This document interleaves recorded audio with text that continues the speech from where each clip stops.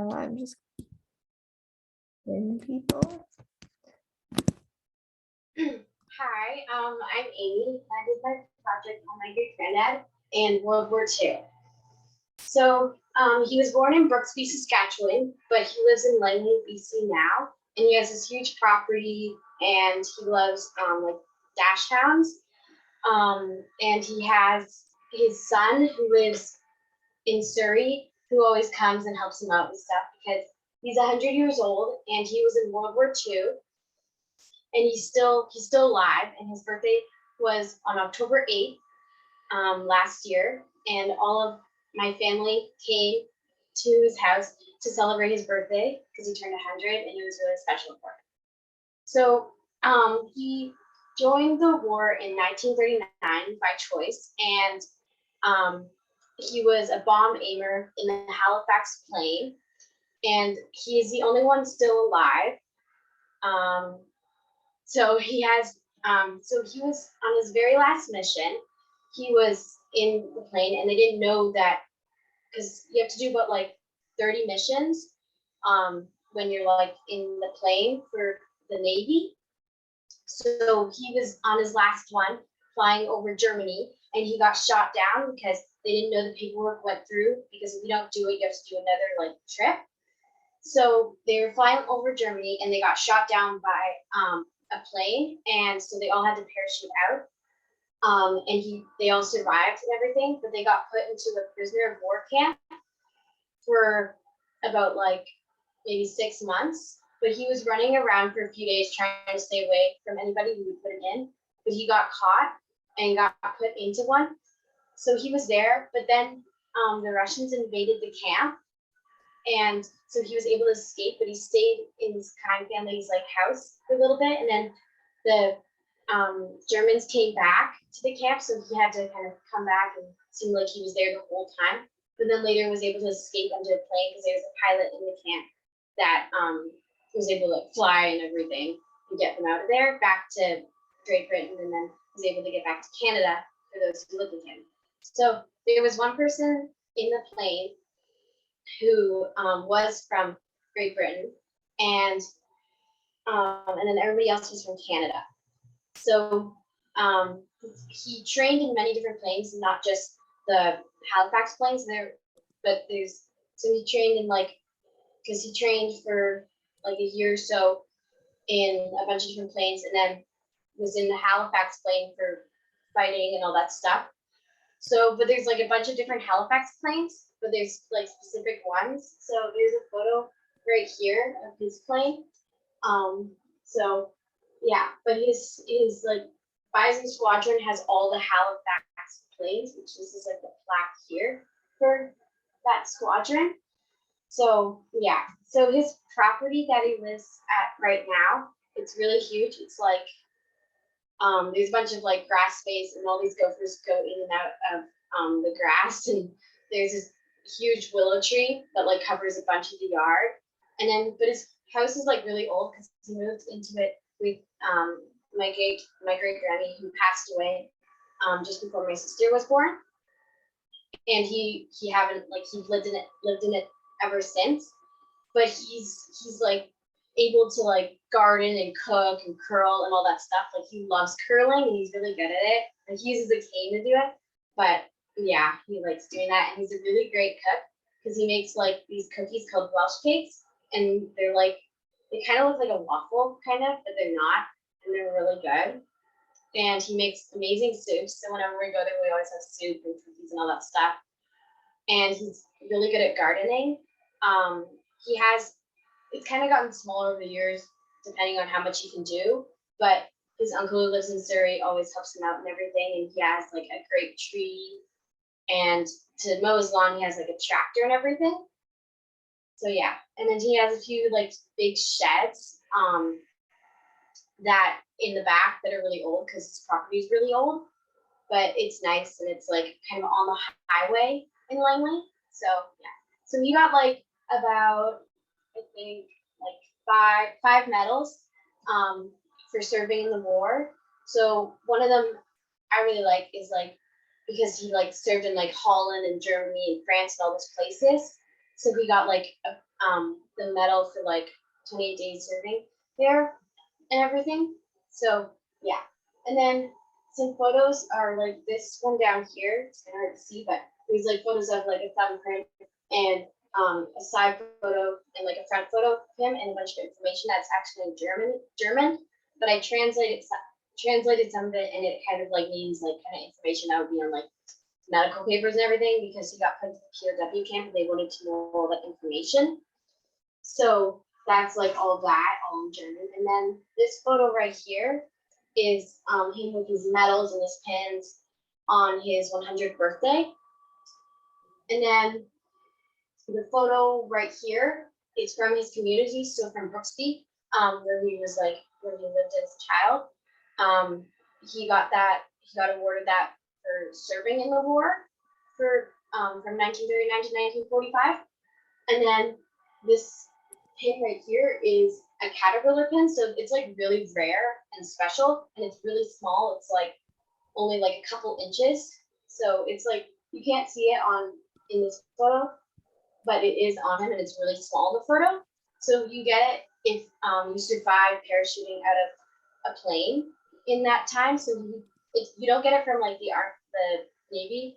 You get it from the company that makes the parachute, because then and everything, the parachutes were made out of caterpillar silk. So he got that because it's a little caterpillar with big red eyes. And then this one here is for 25 years with the Legion. So it's like kind of like a gold pin with a maple leaf, and it says Legion. And I explained how this is like the Halifax plane. It's not the exact one. So he has like a bunch of photos and everything, but it's like it looks the same. It's just the photo he had wasn't as clear, so that's why I used that one that I found. And then there's some medals on the side, so there's 5 medals. And then here is the actual photo of the plane, and then his pin, and we get this little kind of like paper thing with the caterpillar pin, basically saying like what it is and everything on it, not just the pin. And then here is he's like the mug shot from the POW camp. It's more of a close up, and then below it is a photo of him and 3 of his friends who were in the plane, and there's like a water jug, and it looks like, in my opinion, what like they're like planning things and everything, because it looks like they're writing down things. So that's all the photos I have. So for the interview part, basically my dad helped me, and I kind of interviewed him a little bit for some information I couldn't really get, because he's a veteran, so he was able to help me with more of the World War II part, which is more in the middle part of the project. And then for some like terms, because I also added a little mini dictionary of military terms. So he helped me with that, and I was able to find some online as well that were good. So yeah, and then my teacher had us make a journal, like basically our progress with while making our project. So it has like all things that I wrote about, everything like that. So I also have a few props that I added. So for one, there's this bag that carries like a gas mask. So if there's any like poisonous gas that can like kill you, you have a mask that's stored in here. So my great uncle gave this to my dad, as well as another prop I have. And he's not alive anymore, but because he was in the war. So yeah, so that's the bag. And then there's this helmet. So only like basically people who are not in the war, that are kind of just like civilians, can get it. So it's like a helmet from then, and he actually picked it up when he was like in Germany. He just found it and he thought it was cool, so he brought it back. And then my great-granddad, when he was in the POW camp, he made a journal, like wrote a journal. So this is like a photocopied version, but it's his exact words and everything. So it has like some like his writing, and then at the back there's the photo that like it's more of a close-up of all the information that I have there for that. So yeah.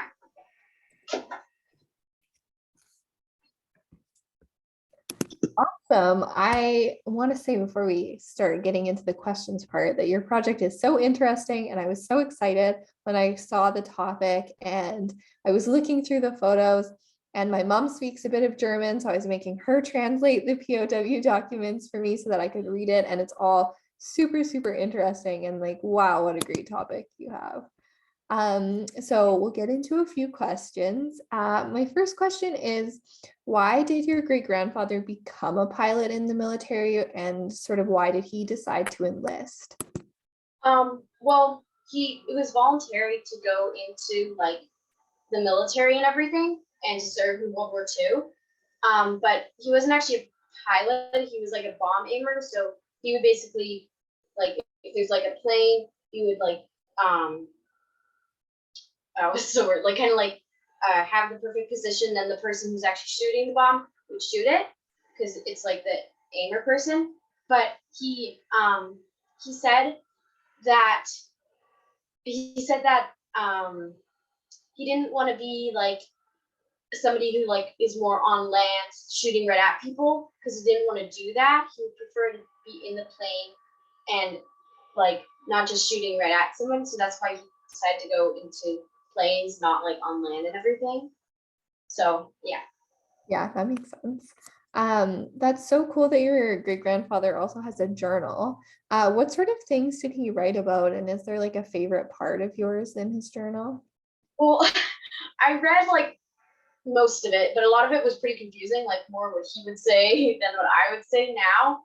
So, but it was kind of more written to his parents and like kind of like the information, like what I said about like how he got shot down and everything is in the book, the journal, and it's really cool because it got given to my dad.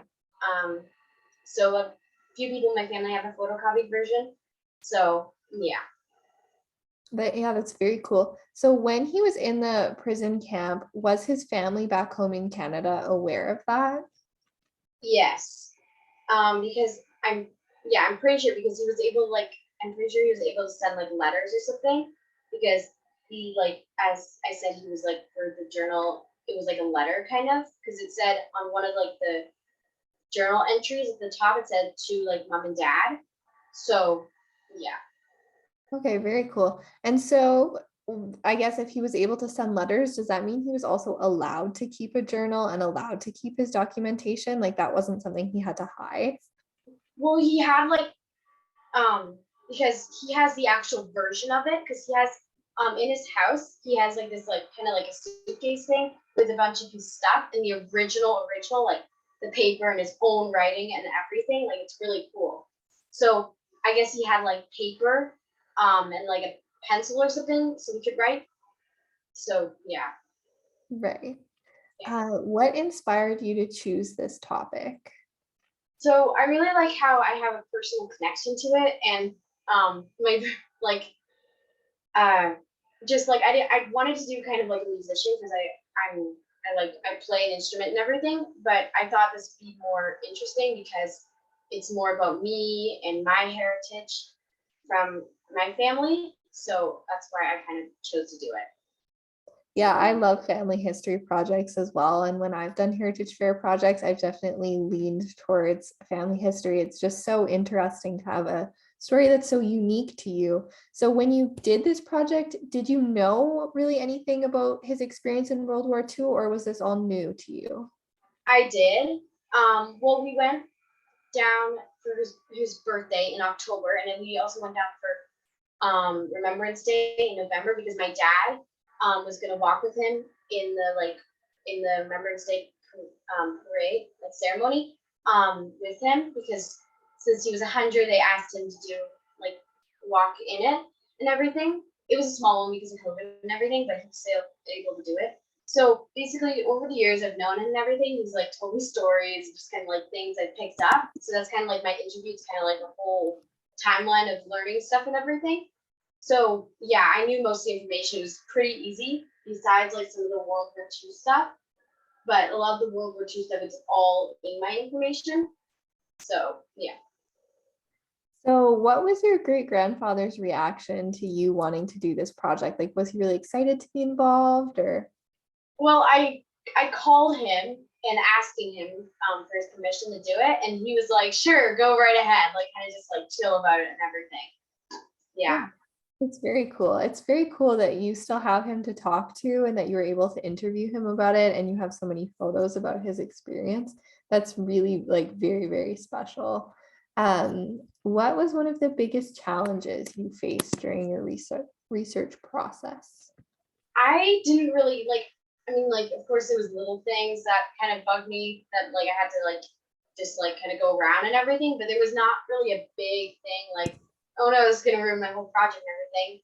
But I remember, so he actually got COVID, so I called him asking about like what all the medals meant, but he was kind of like not feeling the best that day, so it wasn't a very good day to do it, and it was kind of hard to hear him over the phone. So I decided not to do it that day, but I never really about that part. We were able to find like the government like website for like military and everything online. My dad was able to help me find what all the medals meant and other medals as well. Yeah, Yeah. that's great. You worked around it. That's awesome. Why do you think it's important for us to learn about World War II? So I think it's important to learn about World War II because it impacts us now because they like help serve our country and everything, and to know what they did, what everybody did in the war is really fascinating and interesting. So knowing that really like makes us feel like they did something amazing for us and everything. Yeah, absolutely. I definitely think World War II is a super interesting topic. What research skills did you learn during this process? Well, I have like references here. I don't know if you can really see it because it's a little bit. So there's like references here, but it's like really small amount of references because I only used a little bit of like research online and everything for like some of the World War II stuff because a lot of the information I already knew. So for research skills, um, I mainly just had it all in my head, and others I kind of like for some of the other information, I just kind of like researched it and then put it into my own words, of course, and then like put it into like because it was good since I've done research things before. I kind of knew what to do, like research it, and then just kind of put it into like kind of like point form, and then be able to put it into paragraphs, which is pretty easy for me. Yeah, that's awesome. So as we finish up, is there anything else that you want to tell me, like maybe the most interesting thing you learned that we haven't talked about already, or anything else you wanted me to ask that I forgot to ask? Um, I don't think I have anything, but yeah. Oh, but actually I do. So on his birthday in October, Global News came because of like his amazing story and everything. And so he was on the news, and then there's like a photo of my whole family. But I actually have family in Australia. They weren't able to come because of COVID and everything. But yeah, it was really cool how Global News came and how they also arranged for like planes, like not passenger planes, but like search and rescue planes to fly over his house a few times. So that was really cool for him. Yeah, that sounds like it would have been really, really cool. Well, thank you so much. Your project is super interesting and it was great to talk to you about it. Good job. Okay, thank you.